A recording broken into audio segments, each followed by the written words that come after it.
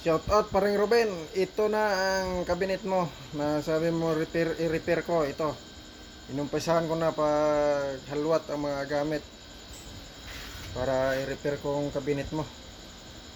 Dahil nga sabi mo na sayang man din masira, matuluyan na sa pagsira. Ito ay i-repair ko na. Ito ang nakakarga dyan sa loob, oh. Ayan. Yan, yan galing sa loob dito. Yan, ayan, oh, nasira na, nalusod ng divider niyang patungan. Ayan, oh, silalim, oh. Oh. Ito na ang sitwasyon ng cabinet mo.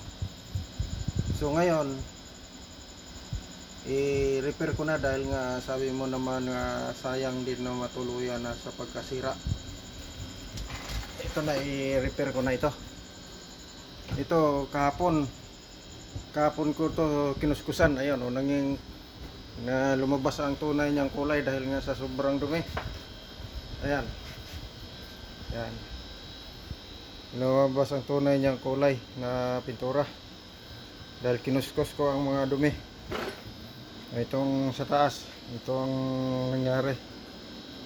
Kaya nga i-repair ko na ito para hindi siya matuluyan kapag kasira. Oh, ito ng sitwasyon, oh. No? Ako, naano rin ako, nanginayang din ako sa cabinet na ito dahil nga kung matuluyan na sira, napagkasayang. Malaki pa naman ng cabinet ito. Yan. Ayan, pinatungan na lang to ng plywood. Ayan, oh, nalisan ko ng plywood dahil na nagawang patungan na din sa kaldero. Oh, to kita mo nga karton, oh. Yan, pagkadumi na ito, alis ko rin to. Patong-patong na pala itong mga plywood dito, kaya talagang posibilidad na matuluyan pagsira pag hindi na asikasuhin. Aba, tinirahan ng mga hayop. Oh, so, huwag ka mag-alala, i-repair ko ito at saka hindi ko na palagyan ng mabigat na mga maintain ko na ito dahil nga pag pinabayaan ay ito ng kinalabasan, oh. Ayan, oh, nalusod ng divider mo.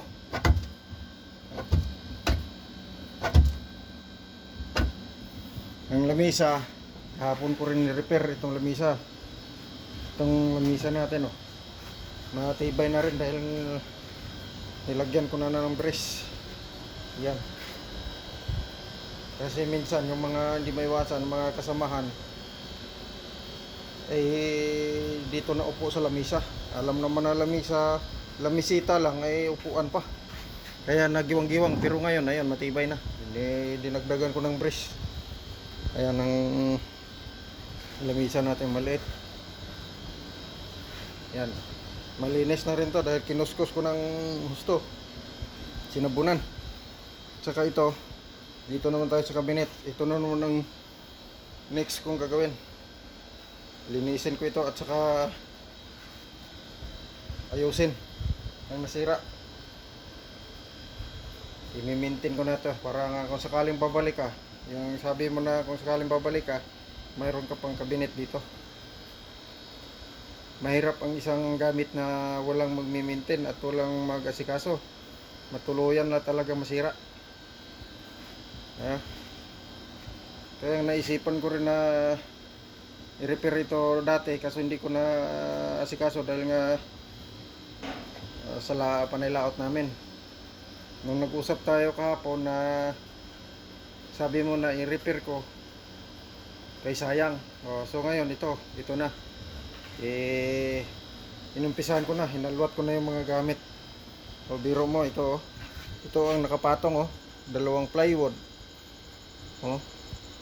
Tsaka yung ito, mga isang tray, mga bibigat na mga bagay, ang mga gamit. Kaya iyan ang resulta na nalusod. Ayan oh, nalusod sa sobrang bigat yata.